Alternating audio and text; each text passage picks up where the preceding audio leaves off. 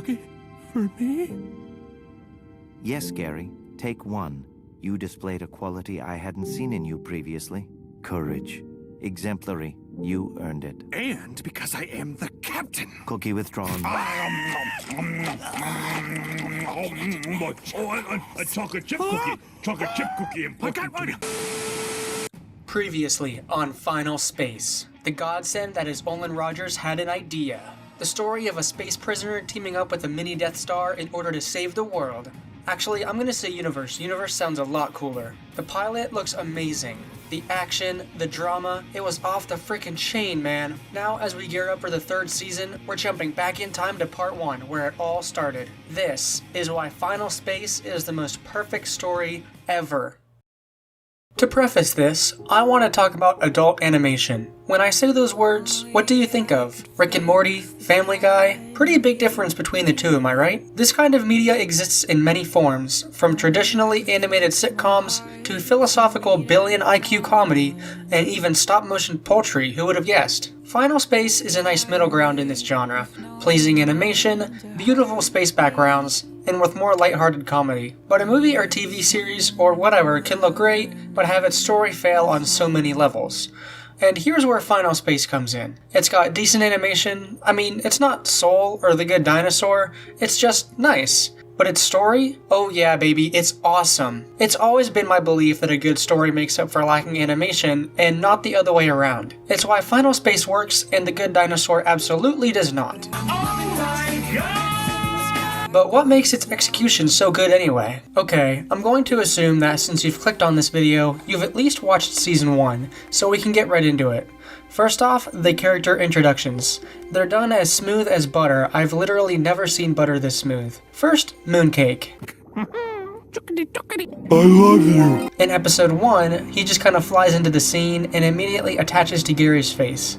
Alright, that was easy and quick. But what's impressively done is what we see right after this scene ends. We're introduced to the Lord Commander, the dickwad going after Mooncake. So we immediately have a connection between the main antagonist and the main protagonist. The Lord Commander wants Mooncake for his own selfish goals, and Gary wants Mooncake because, well, he hasn't really had any other life forms to communicate with for like 5 years. Also, he gives great hugs. So, boom. Lesson 1. Establish contrasting character connections early on in order to kickstart the plot. It's a great way to segue into the real meat of the story. Next up, Avocado. Avocado, a bounty hunter sent by the Lord Commander to capture Mooncake. Now, making a character turn of this magnitude isn't easy, but Final Space handles this like a dream. Because what's the hardest thing about pulling off this trope? It's the actual reason they switch teams. And Avocado has multiple reasons. He wants revenge on Turk. Of course, Turk. Who the hell's Turk? Turk left him to die on the Galaxy 1. But that's not enough of a reason, and this is proven by Avocado betraying Gary for a moment. But when he realizes that Gary is the only real friend he's had in a long time, it's then that he switches. We also learn later that Avocado was already falling out of the Lord Commander's favor and was at the end of the line anyway. He had a much better thing going with the Galaxy 1 at this point, so it just made sense. Lesson 2. If a character turns good, give them more than one reason to do so. Lastly, we're going to talk about Hugh. He's an AI who has a surprising amount of personality and free will, but he's so much better because of it. This character is introduced as the warden that's keeping Gary in line, but they also communicate like friends. Get off my cheeks, Hugh! Get off my cheeks, Gary. Throughout the season, he slowly starts to treat Gary like his real friend and less like a prisoner. Even when the Infinity Guard turns on our captain, Hugh doesn't leave him. It's never mentioned in the show, but Hugh actually chooses Gary over the Infinity Guard. And as an AI programmed by the people who went rogue, it just goes to show you how much this eccentric, crazy little man has grown on him. Lesson 3. Subtle character changes can be more impactful than direct ones. I'm looking at you, Rise of Skywalker. I know I didn't get to Quinn, Little Cato, Kevin, or Tribor. I just wanted to mention the character changes that really stuck with me. And now on to something else this show does right. Foreshadowing. Everyone knows how each episode starts. Gary free-floating through space, gradually accepting death. Not only does this give us a nice little update every time a new episode drops, but it also gets us more and more excited about the season finale. Sometimes these openings are jokes, and other times, well... You'll stay with me till the end. Till the very end. Thank you, Hugh.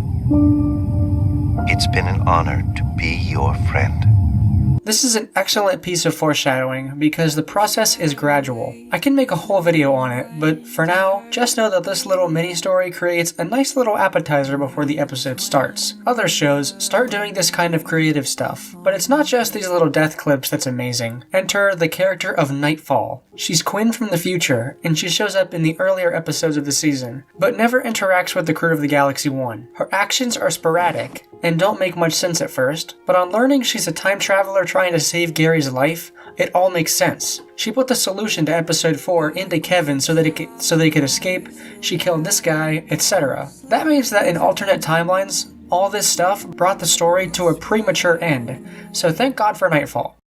If you want to know how Final Space excels at drama, just watch this scene. It's brilliant, but also devastating. Episode 4, Gary goes to harvest power from a star, but he sees a vision of him and his father. We don't know this yet, but his father is dead. Gary's goofy nature comes to an immediate halt as he's forced to watch his dad die again.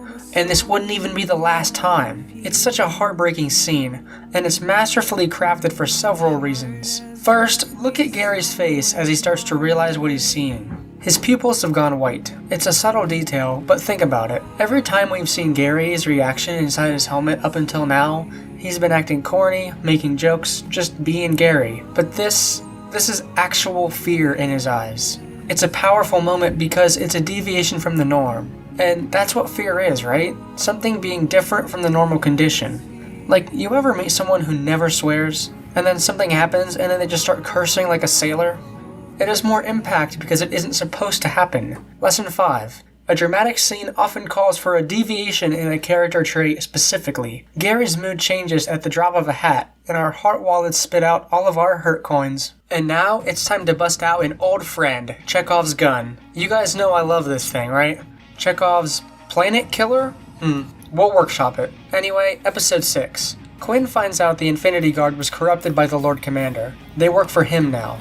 This puts Quinn in an emotional whirlwind because it's actually her fault. Her scribbling on a bar napkin in episode 1 was actually an equation that allowed the Infinity Guard to break through the quantum barrier. I mean, this level of continuity is blowing my freaking mind. It's a small detail that everyone kind of forgot about. But it's not unreasonable that the IG got their hands on it. Since Quinn is Infinity Guard, she was probably working on it at their request, so it inevitably were able to study it and use it. The other reason this Chekhov's gun works is because it wasn't alluded to at all. It's left to sit there, in our long-term memory, and then snapped back in front of our vision spheres. It's a more satisfying moment because almost no one could have seen this coming. Keep in mind, a Chekhov's gun doesn't have to do this in order to work, but the payoff can be greater. The Despicable Me gun doesn't do this, but it still works because it's a slow reveal. Lesson 7. If you decide not to allude to your Chekhov's gun in any way, you must make the reason for it firing off believable. Everyone can accept that the Infinity Guard acquired this bar napkin from Quinn, so there's no reason to go back to it before the reveal. And another thing, the character contrasts? Best in the galaxy. Wait, universe is cooler. Lesson 8, universe is cooler. Anyway, none of the Final Space crewmates are identical. They're not even close. Avocado, the tough as nails Ventrexian, without any milk. Gary, the eccentric but good-hearted hero who can befriend almost anyone. Hey Gary, sorry, got a minute? Yeah, I've been thinking about this. Mooncake, lovable marshmallow. Quinn, headstrong and a real leader. Nightfall, older, equally hot Quinn. Should I go on? Everyone here is different. No one's a wet blanket though. Those characters just don't work in my opinion. Sinbad couldn't bring characters together, but Final Space is here to surpass you in every way. So, Sinbad, go to your room.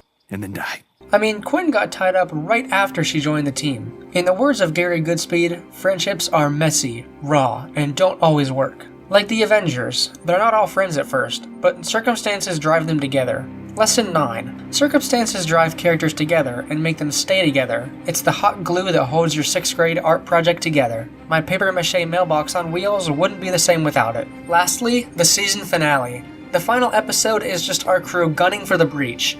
They've got to save the world, I mean universe. Phew, why is the season finale superior to every Steven Universe finale? Yes, I said it. Well, in my opinion, it's because all the loose ends are tied up here. At least all the relevant loose ends. Little Cato is back, Avocado's death has been grieved but accepted, Nightfall is gone, for now, Now it's just the Galaxy 1 versus the fleet of incinerators. This one event takes up pretty much all of the finale, so it has room to savor every moment. And did I mention, this finale actually has kind of a bad ending. Yeah, Earth is lost to the breach. Sure, it's set up for seasons 2 and 3, but it still works. We want to see what happens next. But the final lesson of this video? Give the finale its own time to happen. It sounds like a weird lesson, but hear me out here. Adventure Time's finale? Great. Well, the second half really picks it up. The first part of the episode, in my opinion, should have been made into its own episode. It wraps up the Gum War, but the focus here should be Golb, the final boss. I think if this portion of the finale were longer, we could have fit in the characters mentioned in Gumbaldia. Because seriously, those guys had no payoff. So, lesson 10. Give your finale time to explore the emotion in every moment of the episode, or it could feel rushed. And Final Space, of course, does this right. Whew, I love this series, man. It's so good. You know, even though Season 2 wasn't nearly as tight as Season 1, in my opinion, I'm super excited for its return. It's gonna be one hell of a good time. Alright, that's all that I have for you this week. I'll see you next Friday.